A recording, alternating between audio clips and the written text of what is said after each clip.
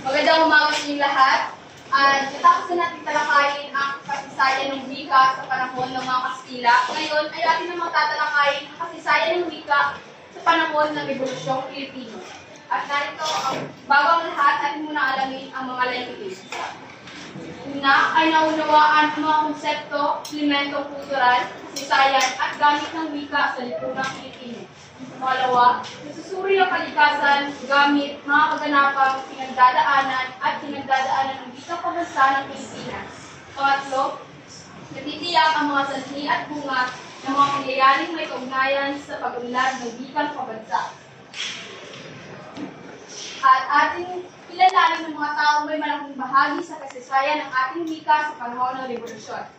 Una ay si Jose Rizal. Siya ang nagsulat ng 2 librong pinamagatang El Libros Filisimo Magos. Pangalawa ay si Marcelo M. Gil Pilar. Siya ay isa sa mga leader ng isang propaganda. At pangatlo, si Andres Bonifacio.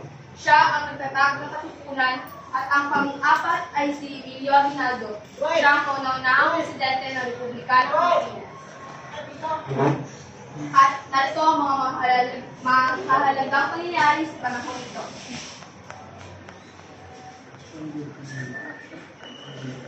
Sa 333 taon na pananakop ng mga Kastila ay namulat sila sa kabihang binanas. Sa panahon ito, maraming Pilipino ang naging matindi ang damdaming nasyonalismo. Damdamin ang bumugto sa isang individual, sa isang tao, at sa isang pang tao na may magkaparehong wika, kultura o kalinangan at mga ugalian o tradisyon, kung kaya't nagtungo sila sa ibang bansa upang kumuha ng karunungan. Nagkaroon ng propagandista ng Pilusan noong 1872 na siyang naging simula ng kamalayan upang magsisiglo. Sa panahon ng Revolusyon, sumisibo sa mga maging magsik ang kaisipang isang bansa, isang diwa laban sa mga Espanyol. Pinili nila ang Tagalog sa pagsusulat ng saysay, tula, kwento, liyang at talumpati. Kasi ding damdamin laban sa mga Espanyol ang pangunahing paksa ng kanilang sinulat.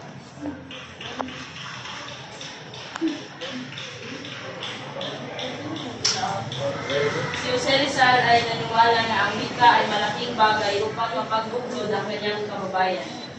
Lolimit Angere. Ang nobela ni Rizal na tumatalakay sa mga kinagisnang kultura ng Pilipinas sa pagiging kolonya nito ng Espanya. Binabatikos din ng nobela ang mga misyon na nakasanayan ng mga Pilipino at ang kapangyarihang taglay ng simbahang Katolika. Solidaridad. Kristyal na pahayagan sa panahon ng Magsikan noong Pebrero 1880. Pinangunahan ni Jose Rizal, Luciano Lomezaina at Marcelo H. Gil Pilar. Isang periodika ng mga artikulo kumakalakay sa reforma ng Pilipinas. Wikang Espanyol ang kanilang gamit sa pagsulat upang labis itong maunawaan ng mga katutubong Pilipino. At pangalawa ay El Filibusterismo.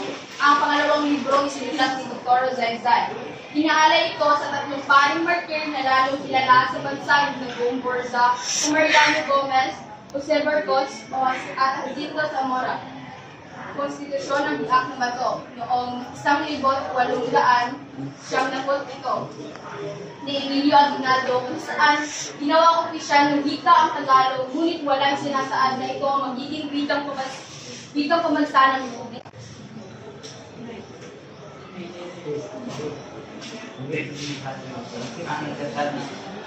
Ang nagtatag ng Pilipinas wikang Tagalog ang ginamit nila sa mga kautusan at bayagan.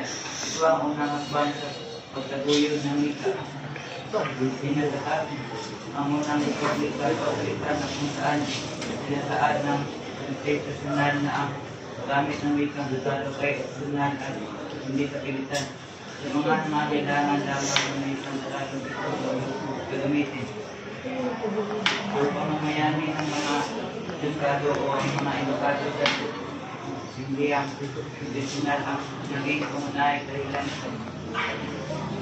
Ang kanilang pagpunit ng sidula ay sumasagisag sa pagpapalaya ng mga Pilipino sa kapangyarihan ng Espanya. At ang pagpunit na ito ay kilala sa tawag na ang sigaw sa Pugad Lawig. Ito ay ang pagsisimula ng himagsikan laban sa Pilipino at mga Kastila. Noong madiskubre ng mga Espanyol ang katipunan noong 1886 ay marami ang inaresto at ikinulong na pinaghinilaan na kasapit ng katipunan. Simulan ng mga katipunan sa pamumuno ni Angel Bonifacio ang himagsikan sa pamamagitan ng pagpunit ng mga kanilang sidula. Pinakita sa kalayaan ang plano ng katipunan. Hinalat ito sa iba't ibang kalapit na probinsya at nakutulong ito sa paglaking o pag-influensya ng puwersa ng katipunan mula sa 300 katao ay naging 3,000 katao. Isang kopya lamang ang ipininta at nagpano.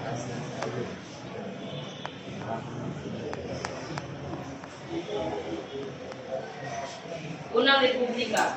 Ang pagtatag ng Republika ng Pilipinas na naging pinakamahalagang pangyayari sa himagsikan ng mga Pilipino laban sa pamamahala ng mga Espanyol. Ipinahayag ang kalayaan noong ika-12 ng Hunyo, 1898 at ang pamahalaang diktatorya na umiiral noon ay napalitan ng pamahalaang revolusyonaryo na pinamumunuan ni Emilio Aguinaldo bilang Pangulo noong ika-23 ng Hunyo, 1898, paggamit ng wikang Tagalog ay optional. Ang tatlong layunin ng katipunan ay una ay ang layunin ay ganap na kasalilan. Pangalawa ay wikang Tagalog ang ginamit sa kanilang mga kautusan at pahayagan. Pangatlo, ito ang sinasabing unang hakbang tungo sa pagkakaguyod ng wikang Tagalog. Narito naman ang mga propagandista na nakipaglaban sa mga Kastila. Una, si Andres Bonifacio ang nagtatag ng katipunan. Wikang Tagalog ang ginamit nila sa mga kautusan at pahayagan. Ito ang unang hakbang sa pagkakaguyod ng wika. Pangalawa ay si Torres Rizal, na nasabi na namin kanina, na siya ang nagsulat ng 2 libro pinamagatang No Limitangere at El Filibusterismo at naniniwala na ang wika ay malaking bagay upang mapabuklod ang kanyang mga kababayan.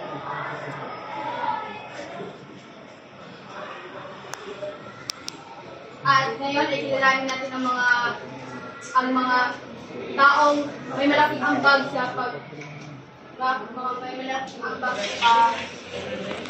ng pagpalaganap ng wika at tunay si Graciano Orezaina. Isang Pilipinong mamamahayag sa lokal salita, revolusyonaryo at editor sa kanilang pahayagan na La Solidaridad.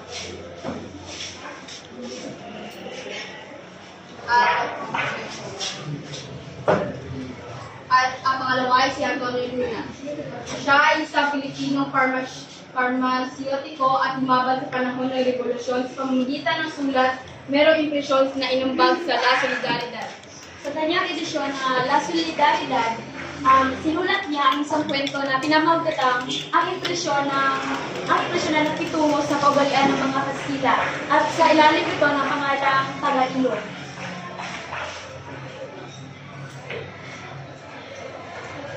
At ang papuli ay si Marcelo H. Pulato.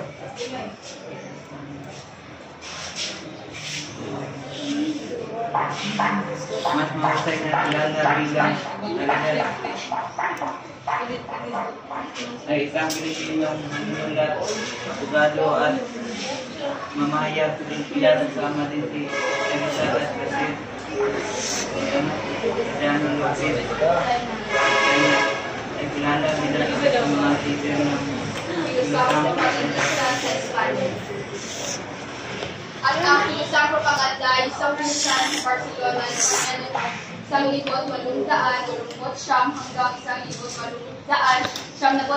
Sinimulan ito dahil sa pagbitay sa tagumpahin na sina Mariano Gomez, Jose Burgos at Jacinto Zamora. Ang layunin ng kilusang ito ay ang layunin ng kilusan ang kinalanin ng mga Kastila ang Pilipinas bilang bahagi at lalawigan ng bansang Espanya. Pantay na pagtingin sa bawat Pilipino at Kastila. At iyon lamang po ang aming pagkukulat tungkol sa kasaysayan ng wika sa panahon ng Revolusyong Pilipino.